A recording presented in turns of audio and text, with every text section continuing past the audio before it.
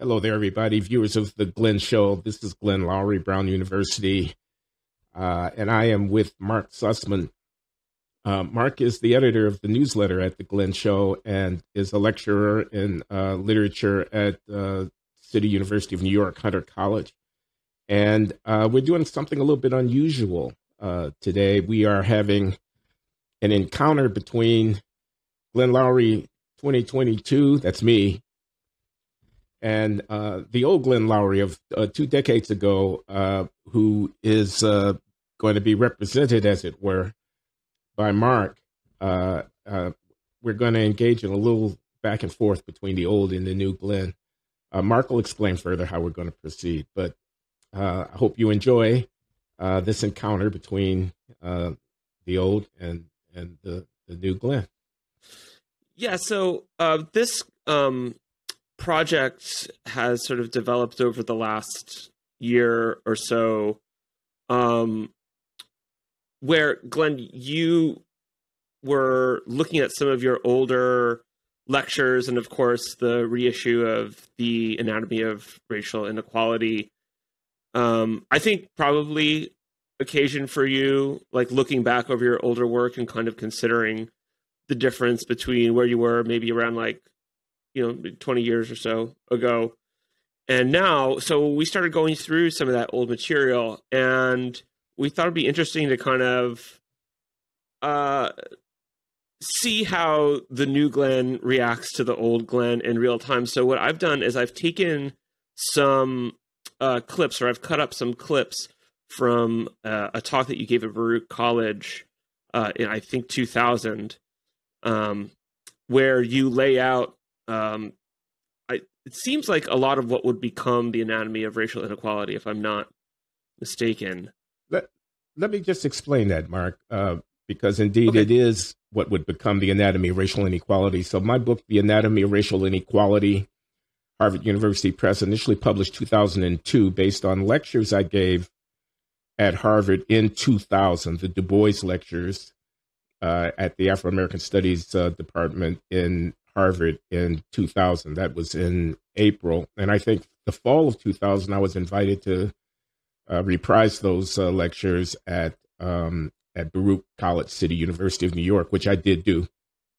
Harvard has decided to issue a second edition now, 20 years on, of the book, The Anatomy of Racial Inequality, which is basically reprinted as it had initially been published, but with a new preface from me, in which I reflect on how my thinking has evolved on the subject of the book over the course of the 20 years. And, I'm in a different place. I'm in a very different place now than I was 20 years ago. And I thought it might be interesting for us to juxtapose those two different approaches to the subject of the book. And you thought it was a good idea, too. So thanks for helping me out with that. I think what we're going to do is just go straight into the clips. I'm having a little bit of trouble hearing you, but there's a little bit of interference, but I think we should be okay. And I've never used this particular. I've never used this aspect of Riverside before in a live setting, so this should be pretty exciting to see if everything works out. I think it should be all right. So I'm not going to do too much intro. I kind of cut these to have them be pretty self-explanatory, but Glenn, if you want to, after we listen, kind of provide a little bit of context if you think it's necessary, we could do that. So this is you talking about the development bias. Problem is I'm going to call development bias. On my axiom of basically the same inherent capacity, I nevertheless observe different degrees of development of that capacity presented to the market. Development bias. Now you say, bias, Loury, why do you call it bias? Right? Whereas someone shows up at the employer and the employer says, no, I won't hire you, but I will hire him, that's bias. But someone shows up in the world and he gets nurtured and develops his talent, and this one doesn't get nurtured and their talent doesn't develop. Why do you call that bias? Okay. I'm going to call it bias because I want to put as a matter of public responsibility the extent to which the avenues of human development are profoundly disparate, the opportunities for the realization of a person's potential as human beings are profoundly disparate by race. That's my major move. Now, if you're going to argue with me, this is where it's going to happen. All right, this is where your most effective argument will lie, in my opinion.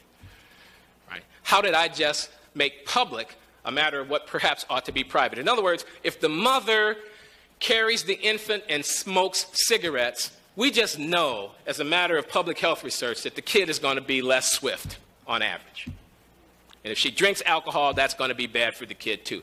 And if she does not verbalize to that kid while that kid is in the language learning critical months, that kid's language facility is not going to develop as well. We just know that. Okay? So now I've got a kid who was deprived almost from pre-birth of the opportunity to develop his or her full human potential by the behavior of her mother. Why did I call that development bias? Well, this is where I go back to my attack or criticism of liberalism as being profoundly under-socialized. Where did the mother come from? How did she come to be where she is? What's the structure of her life? What were her opportunities? What kind of community did she grow up in? What kind of education did she have? And what about her parents? Now, there's going to be variation in human society across these sort of things. But when there's systematic and profound differences as large as what one can observe across racial groups, and when you have a history of racial hierarchy, in other words, the north side of Philadelphia did not just spring up with the flowers this May. You know, it was a good 70 years in the making. West side of Chicago, same story. South Central LA didn't just get there. There were decisions that were made. That's structured social reality that conditions the making of human beings. Now, I'm confronted with those human beings and I find them, let me use a provocative word, misshapen, pathological, dangerous, deficient. They bear children and don't marry. They carry Mac 10s or Mac 11s and Glock 9s or whatever they are, and occasionally fire them off. Sometimes not even at each other.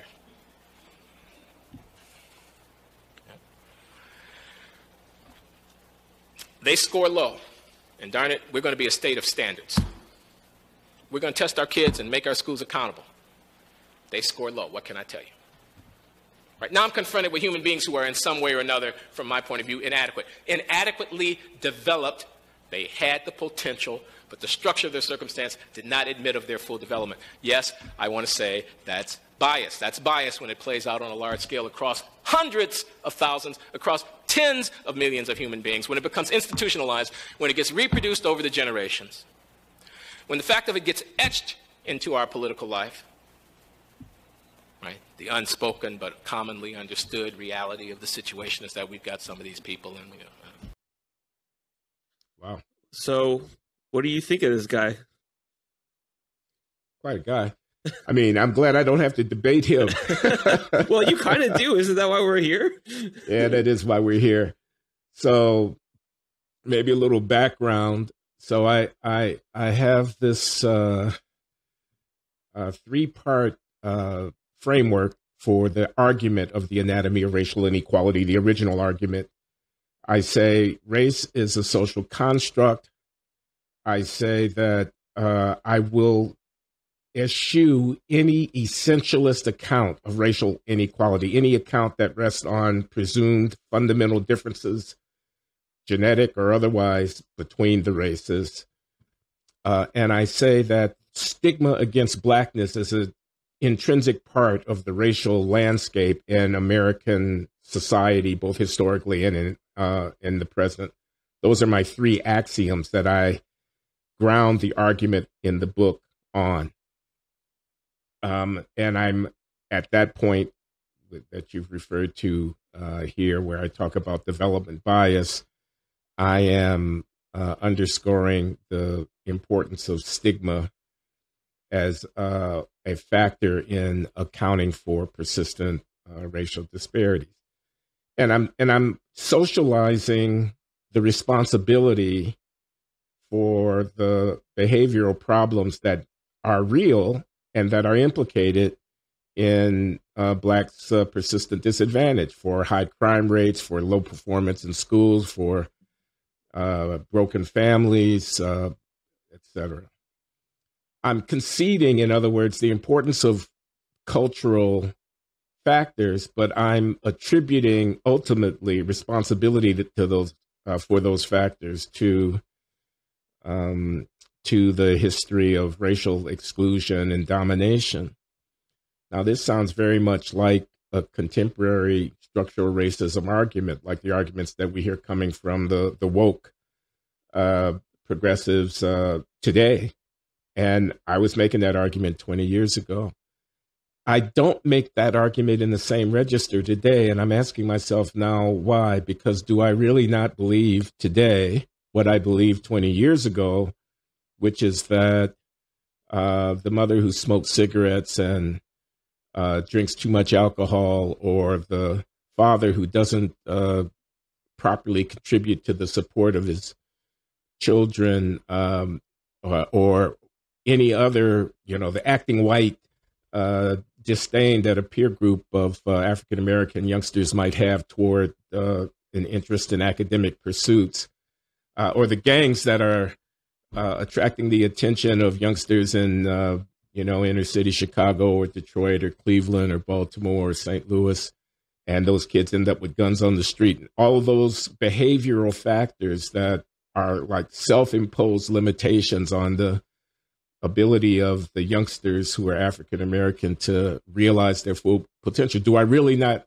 believe that they are nested within history, that they are to some degree the fruit of American racial history? And I can't possibly deny today what was very clear to me 20 years ago, which that they are a product of the larger frame of American political economy and culture and social and racial domination. I can't deny that. But I'm not as happy to rest on that today as I do talk. I mean, in some of my contemporary writing and speaking, I'm constantly talking about development, but I'm using the words a little bit differently. I say I've got the development narrative and I've got the bias narrative. It's like I separate out the bias from the development, and I say, if you guys talk about bias, you're putting it on white people. But if you talk about development, you're putting it on black people. And I want to put it on black people. I want to say the ball is in our court today. And I want to talk about agency. And I want blacks to take responsibility for what we do with our children. And are these incompatible positions? I'm asking myself. I don't think they're necessarily incompatible.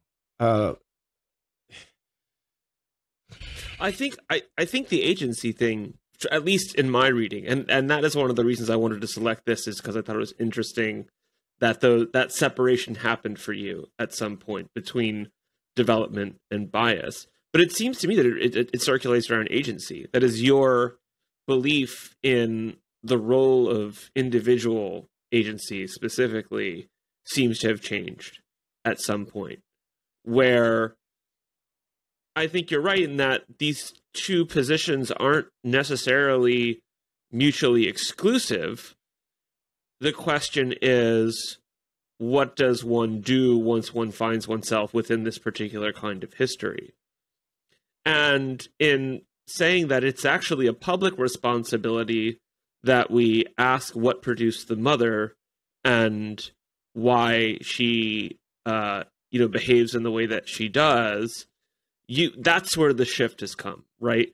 That you seem to think that we have certain responsibilities as a public, but maybe I'm wrong. It doesn't seem like you think that that's one of them anymore, or that for some reason that the public role in making that kind of intervention is no longer feasible or has proved itself ineffective or something like that.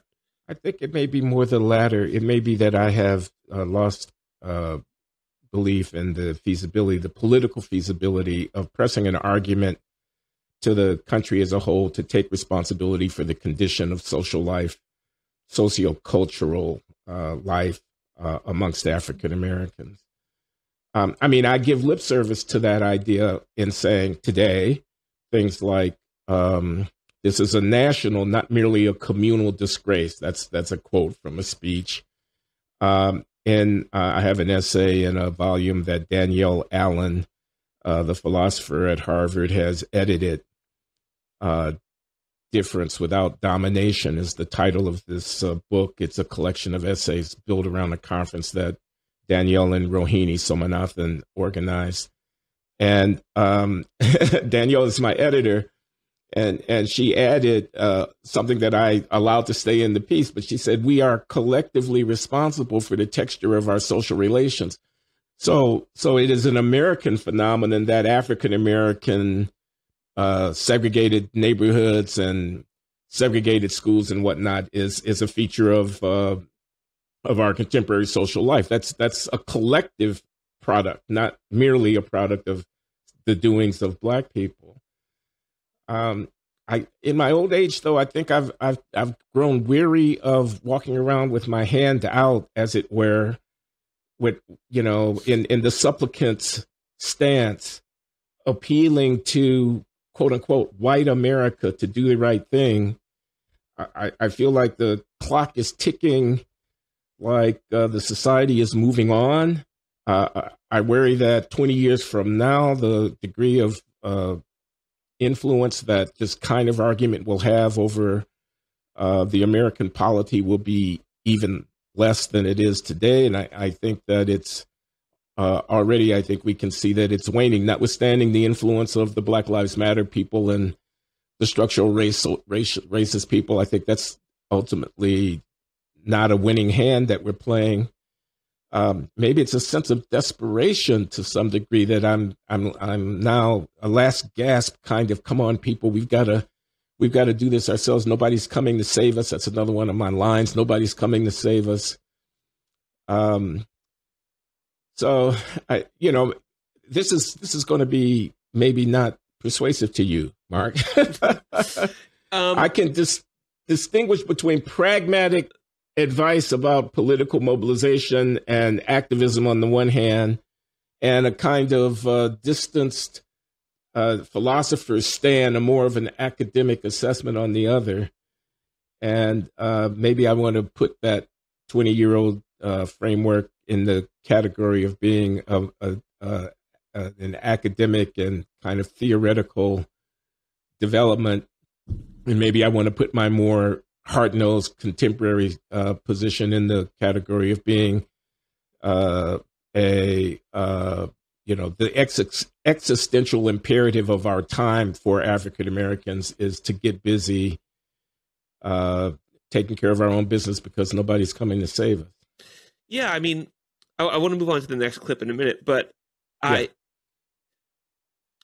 You're sitting here and there's so many issues that you're bringing up. I think it's a little bit funny that you're thinking of this as something like you have to convince me of something, or that we're in this conversation and I'm here to be convinced. Because I think one of the things that's so interesting about your way of thinking about this, or how the way that you're thinking about this has changed, seems first of all like when what you mean by collective seems to have shifted a little bit, and what you mean by public seems to have shifted a little bit, in the sense that now the role of the nation, like as a nation, and you can see this in your speech about Black patriotism as well, seems to have filled that role, right? That is, what do we mean by public? Well, we mean something like a nation, something that demands a certain kind of, identification from its individual constituents. And I think that's I think there's something maybe a little bit under theorized about that move, right? And it's not surprising. It's a very difficult thing to conceptualize what we mean when we say public responsibility, what we mean when we say individual responsibility, if we have no way of really kind of thinking through the details of where the line between individuals and, quote, the public is drawn. And that's where the nation seems to have come in, at least in my reading, seems to have stepped in. And when we start thinking about ourselves as sort of members of nations, that all kinds of other subsidiary identifications can kind of wane a little bit. I wonder if that's one way of sort of tracking how you've moved from one position to another. I'm not sure I understand that. Different notions about what we mean when we say public, and you say, just to play it out, what do you understand me to have meant by that 20 years ago, and what do you understand me to mean by that today? 20 years ago is a lot harder for me to kind of get my hands around than today. Because I'm asking, do we mean like public as in like, in the sense that we're all taxpayers who pay into a public fund? Do we mean it's our public responsibility to sort of deal with these issues insofar as we are part of a kind of felt, embodied, and lived community? Like when I walk outside my door today, I'm going to be sort of among members of my community, and I have a responsibility to them in that sense. Like what does it mean? How does that responsibility take shape? That's a question for the old Glenn that I have that is a kind of lingering to me. It's probably answered somewhere that's not here in a satisfactory way.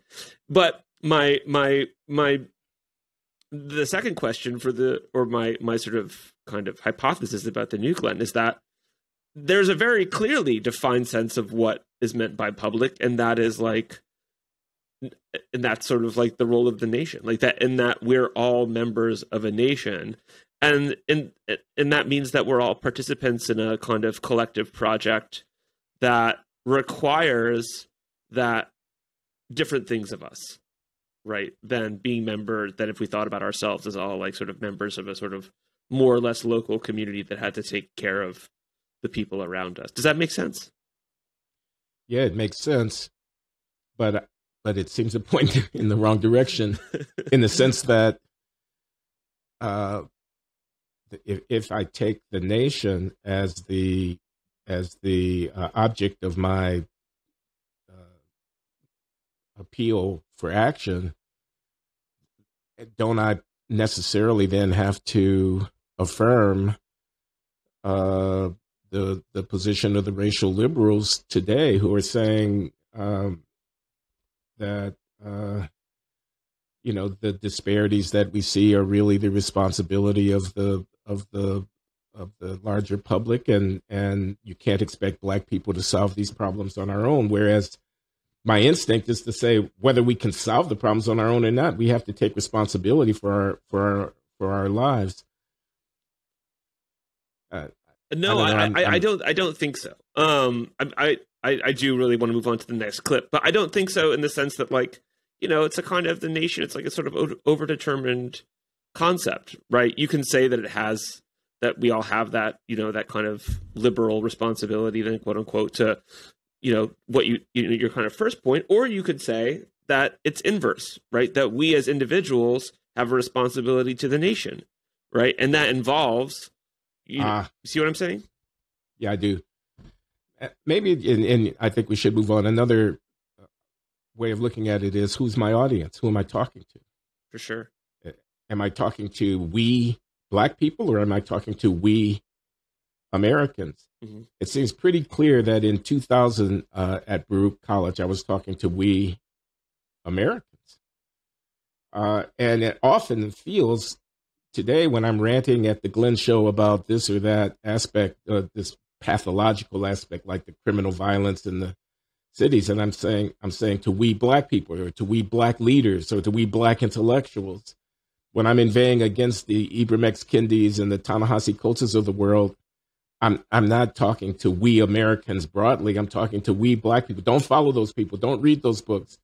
Don't mouth those platitudes. Or I think you would probably say argue with those books, not don't. Yeah, read those. I would say that's right. I would say that. Yeah. Okay, so let's move on to our next clip. I gave these weird titles, so I'm not 100% sure what is in any of these clips. I kind of forget, so this will be exciting for both of us. The temptation to preach here is too great, and I'll yield to it just to this extent. Just to this extent. Okay? We got a race problem in America. Now, everybody knows that.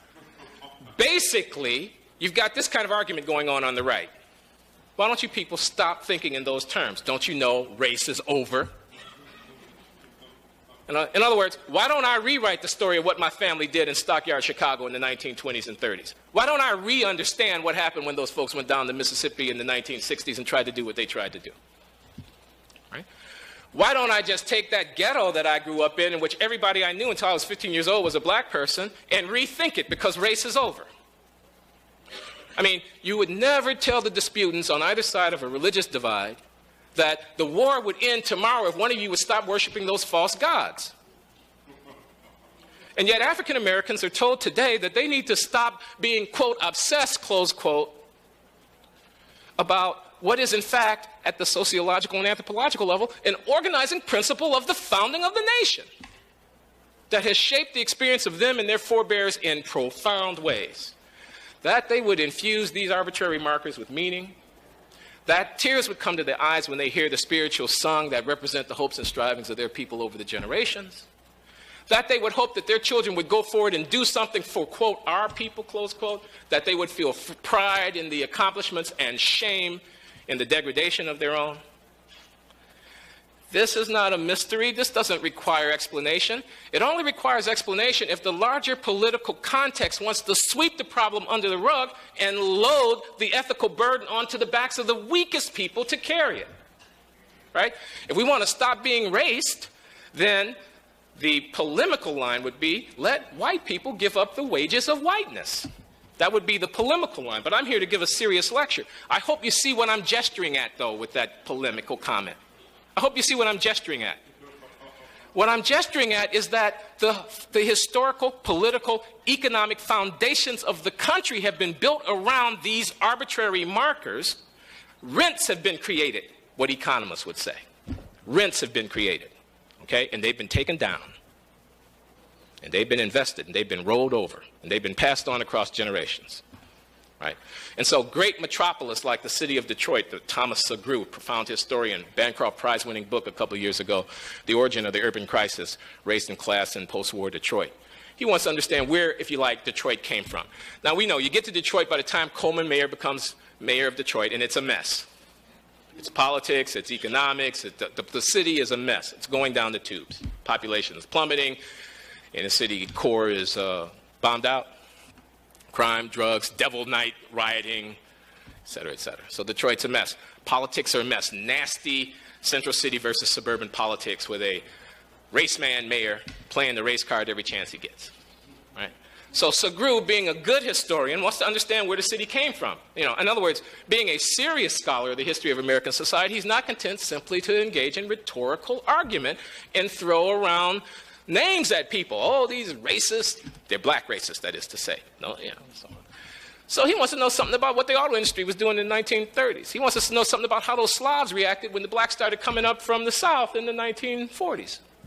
You know, he wants to understand something about the politics of the city, about the economics of the city, about its geography, and about the role that race played in the making of Detroit. His bottom line is that race played a profound role in the making of Detroit. I would say to you now, if we want to understand Detroit, and of course Detroit just stands in here for a much larger frame, today it's going to be hard to do it right if we're going to abstract from the role that race has played in that history.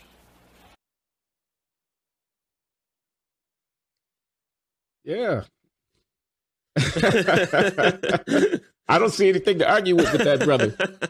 I mean, race is over. Let's just move on. Let's stop talking about race. I mean, now it's true that you can find me sometimes saying with Mark Lilla, once and future liberal author Mark Lilla, that identity politics is sometimes much overdone, and that we need to be framing the issues that we want to grapple with in American politics much more in class than in racial terms.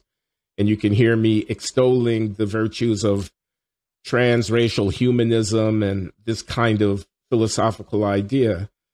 But I am now 20 years down the line still a race man. I mean, I'm still a black intellectual. I'm still very self-consciously trying to further the well-being of, quote unquote, my people, understanding that in both the civic sense of my American national responsibilities, but also in the communal sense of my fellow Black people. When I was asked by an interviewer recently, this is Peter Robinson, the Hoover Institution journalist.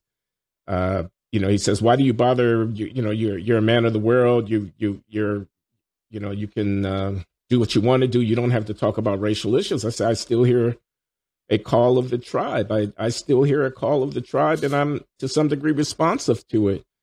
I recall the story of my late Uncle Alfred taking me aside, 30 years ago, maybe even more, and saying, "We could only send one from the south side of Chicago off to the Ivy League. We sent you, and we don't see us in anything you do," he said to me. And it broke my heart when he said it, because I wanted to be, in his mind, a fulfillment of this, aspiration of our people to make it in America. So I'm still Black. I'm not going to not be Black, So when someone says colorblind and they're glib about the whole thing, they say, why do you people still cling to your Blackness? Why are you always talking about there are no Black people on TV, or there are not enough Black people in the movies, or something like that? Why do you care about the Barack Hussein Obama becoming the first Black president? Why does that bring tears to your eyes or whatever? I think I'd be just as inclined today as I would have been when I gave that lecture to say, well, that's because our sense of being, of self-understanding, is drenching in raciality. It's inescapably framed in that way. Don't ask me to not be Black.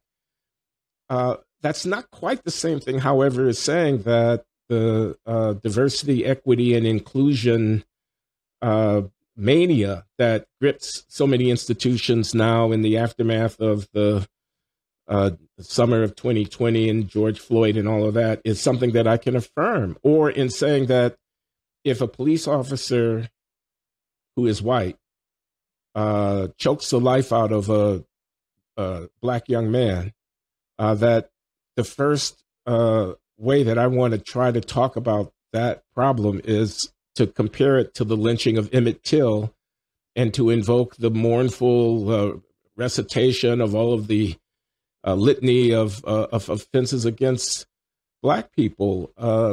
It may be both prudent and, in a way, more constructive to understand that as a problem of police authority, which can be abused regardless of the race of the person who's the subject of it, and so on. So, the affirmative action debate, which was alive and well in 2000, there were, lawsuits back then, just like there are lawsuits now about higher education and whatnot. And I was very keen in supporting affirmative action in the years at the end of the 90s and in the early aughts. I was actively involved with the Mellon Foundation. William Bowen, the former president of Princeton University, deceased now, but at the time, a president of the Mellon Foundation, supported some of my research. I wrote papers, did quantitative research, wrote a foreword to their book, The Shape of the River, defending affirmative action in higher education. And I've soured on affirmative action. I could go into the reasons why. That's not exactly the subject of the issue here, I think. More about racial identity, but so some of my views about policies have shifted in terms of the emphasis on racial identity, but my sense of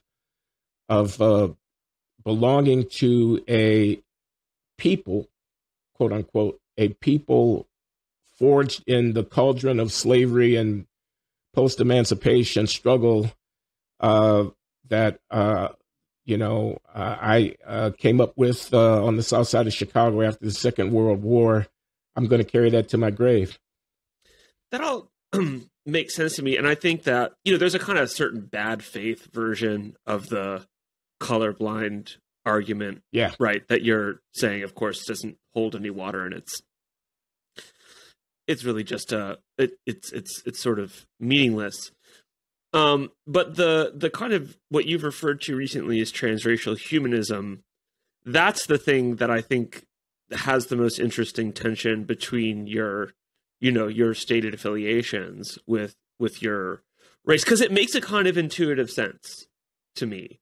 It makes a kind of intuitive sense to be like, well, of course I have my affiliations and I have the things that shape me as an individual, and those are tribal in some way, but that's not necessarily the way things like work for me, and my individual associations aren't necessarily the best thing for when we're thinking about how to organize society, and we're thinking about how to, kind of create different incentives for doing X, Y, and Z. That doesn't necessarily mean it's the best thing to do at the macro level.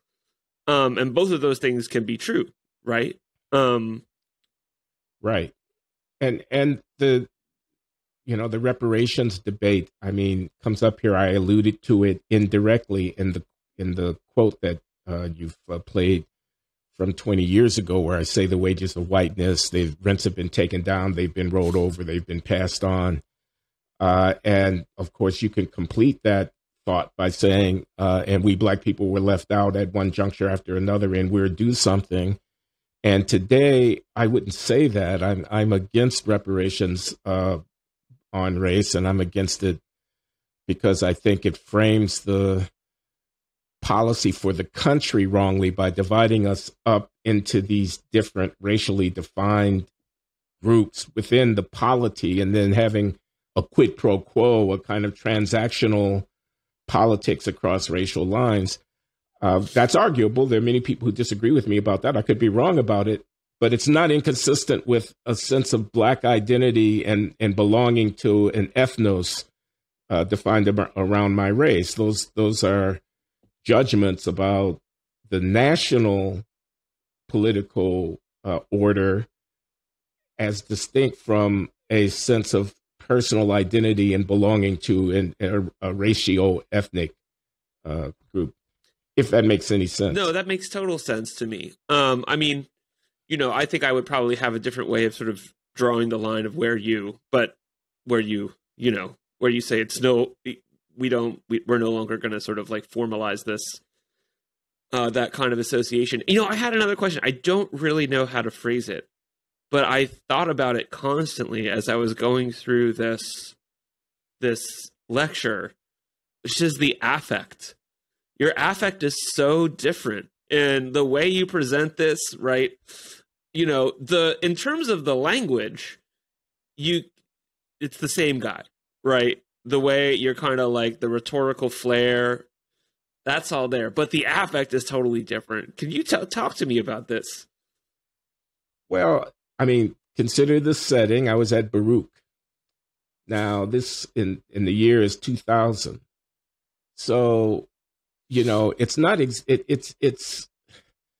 a little bit of a hotbed of neoconservative stuff going on there, and it's New York City. It's New York City. It's an ethnic institution. They are, but I kind of felt like I was walking in to a slightly unsympathetic crowd if I was going to be making a race-based argument. And I just say you relished it. You clearly love some aspect of this. You seem to really like that. You're walking in there and you're going to tell these people a bunch of stuff they don't want to hear. Exactly. And I'm going to do it with exquisite eloquence. I'm going to do it with logic and power and presentation. They're going to have to deal with me. Mm-hmm. But they're not going to be able to write me off. They're not going to be able to. There's something about that, though, that just really wins people over.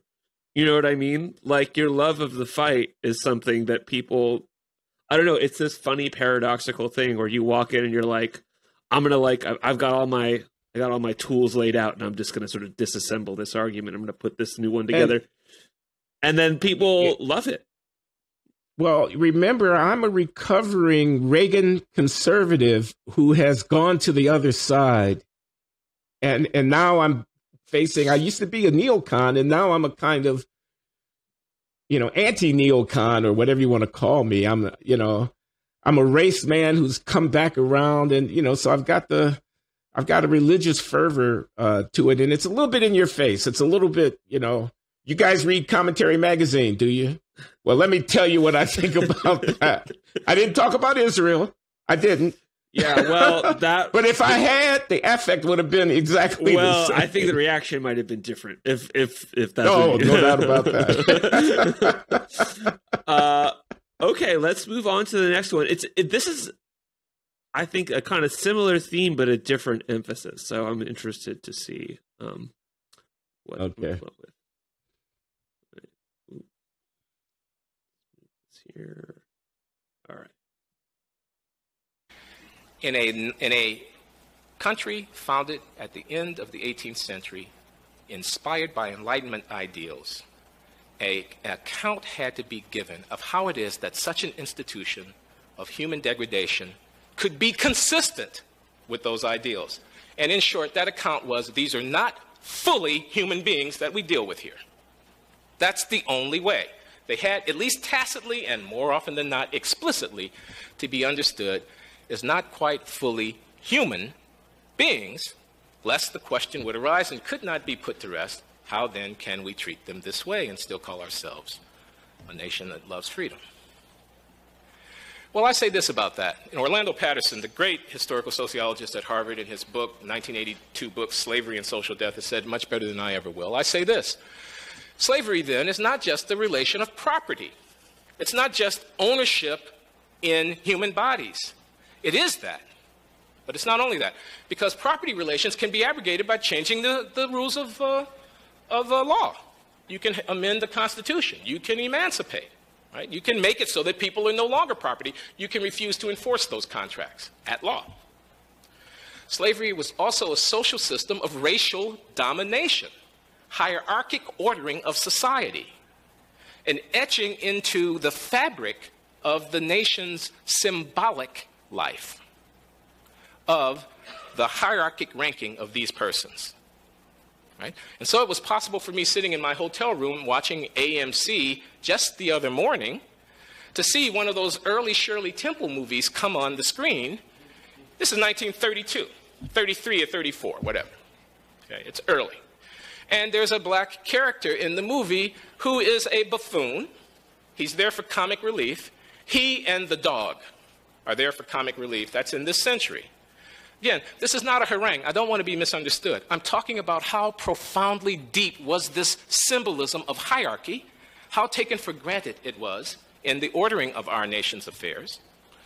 This might help us to understand how it was possible that as industrial capitalism was expanding at the end of the 19th and into the beginning of the 20th century, increasing profoundly the demands for labor, how it was possible that those factories could be manned by peasants from Southern and Eastern Europe who came in the tens of millions, and God loved them.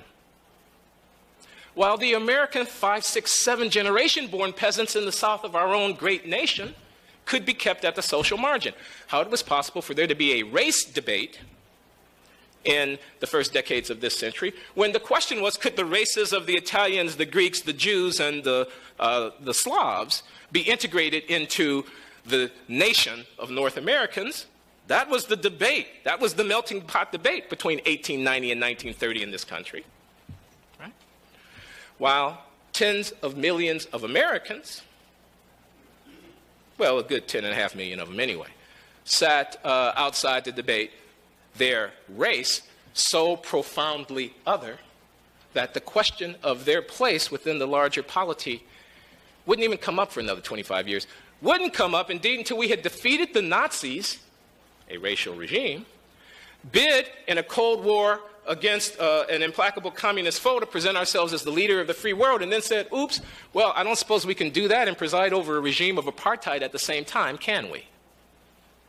Right? And only then, in the middle of this century, only then, in the middle of this century, do we begin to get that work started. Can it be any surprise then now, here we sit at the end of the century, that work's not done? That's all I say. The work's not done. He's got a strong argument. Now, so I picked this one because I think I'm right in saying that you probably would not disagree with that history that's laid out today. It's the end. Certainly, yeah. That exactly. That's my question. Is the work done? Yeah. So I would not disagree, certainly, with the characterization of the history. I was defending the framing of the book as having racial stigma as one of the elemental factors. And I was basically just repeating the argument from the book about where I think that stigma came from. I think it came from slavery. And I think it was an absolute necessity in the socio-political, cultural makeup of the United States that the Africans had to be seen as not quite our full human equals. Otherwise, you couldn't square holding them in bondage while at the same time affirming, your ideal as the land of the free and the home of the brave. I mean, that's just, basic logic. And I do follow Orlando Patterson in this. And I think it's a profound insight about American political culture coming out of the 18th century. So, standing by that. And the history of the late 19th and early 20th century that I gloss at there. I'm not a historian, but I think I'm standing on pretty firm ground to say, I think of Khalil Muhammad's book, The Condemnation of Blackness, as an illustration of this point. The book is written and published after I gave that lecture, but it's confirmation of the point of view I take in that lecture. I mean, the blacks and the Southern and Eastern European immigrants weren't seen on the same ground. They were the immigrants were suitable for settlement house administration to be incorporated into the normal American polity. The blacks were an indigestible lump in the, cultural deviance, not reformable in some way. Has the work been done? It was only 20 years ago. That's not such a long time, is it? That I was saying the work's not yet done. Has the work been done? It seems pretty clear that there remains work to be done. I think I can learn something from the old Glenn about that.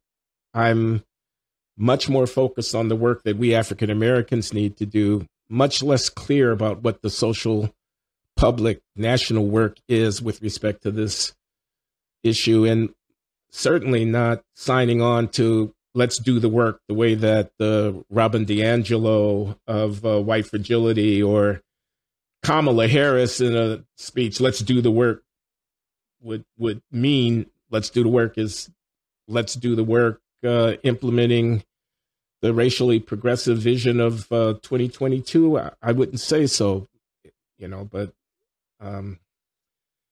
you're giving me a lot to think about here. It's the question about what the work is, right? Yeah. That's if we agree, and I don't think there's anything in that narrative that you presented that progressives would disagree with today. And there's nothing that you disagree with, more or less. That's right. Today, right? So one of the interesting things is like someone like you can come, you can say like, oh, we agree about the history. We just kind of, at least to a point, maybe around mid 60s, early 70s, you start to diverge a little bit. But up to that point, that is for most of the history, we agree on it. So the question is, what does the work consist of, right? You're going to get one answer from Robin DiAngelo. You're going to get another answer from Glenn Loury, and you've answered some of that in your recent, essays and speeches and things like that. But I think that maybe if the old Glenn could talk to you, he'd go like, well, okay, that's all well and good, like on an individual level, right? But the work is the work of a national project. And no matter, let's say that every person in the country magically started abiding by your kind of recommendations, I have a feeling it still would not pan out the way that maybe we'd like to see it pan out. So what is that remainder? Well, so if I were a leftist, I'm not. But I am not without sympathy for the project I'm about to describe. Let's create a decent society, because I'm married to a woman who enunciates this project on a daily basis. When are we going to get Lawan on the podcast, Glenn? We're working on that. The people demand Lawan. They do indeed. And she's constantly saying to me, will you please put down the culture war cudgel and get busy building a decent society here? People need health care. People need income security. People need education. People need housing. Our sentences are too long, and our response to criminal deviation is too punitive, etc. She's a Bernie Sanders, socialist-leaning, left-of-center political junkie. And that program could be the work. The work could be, let's take a good look at the social safety net in the United States. Let's compare it to what we see in other wealthy countries in Northern Europe. There could be more social security, broadly understood, more of a cohesive compact of mutual support. And we can quibble about it. We can, I know taxes can't be 90% because there are incentive effects, and we have to think about the consequences of any regime of public provision. But if you did that work, then the terrible blight in the lives of so many people of color that can be attributed to our ignoble history would be significantly ameliorated. That could be the work. So, I'm not foursquare behind that program either, but perhaps I should be. But one thing's clear: I am much more sympathetic to that. In my mind, I'm much more sympathetic to that progressive program than I am to diversity and inclusion seminars that teach white people about how not to be racist. I think I know you find a lot of people on the left who agree with you about that. Who agree with that. For the most part. And it seems like those people are getting a little bit more traction. Their voices are getting a little bit louder.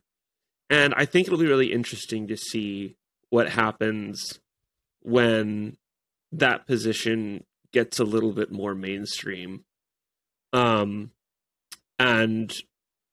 that kind of advocacy starts to really compete with the kind of Robin DiAngelo, whatever. And I think there's good things about certain aspects of that program too. Not everything, and certainly it's overstated, and certainly a lot of it is counterproductive, bordering on nonsensical. But I think that I don't know. I think that the thing that you outlined is something that's probably a lot more popular than it seems like it is. If all you're doing is, reading X, Y, or Z person that we could talk about. Yeah. Yeah. Well, okay. I think the issues have been drawn, and I think it's been a constructive exercise. Mark, I hope you agree. I do agree. And I think that hopefully we're going to be doing more of these kinds of things, maybe not, maybe not conversations like this, but more kinds of stuff on the Substack. To kind of produce some, make some, get some interesting stuff out of this relation. Okay, well, we could let a little time go by, but there's that speech on mass incarceration that has a similar potential to draw contrast between the old and the new. Yeah. So we should pursue that. Totally. All right, Glenn. It's been great talking to you. Hey, Mark. And I'll talk. Many thanks. Yep. Thank you. I'll talk to you soon.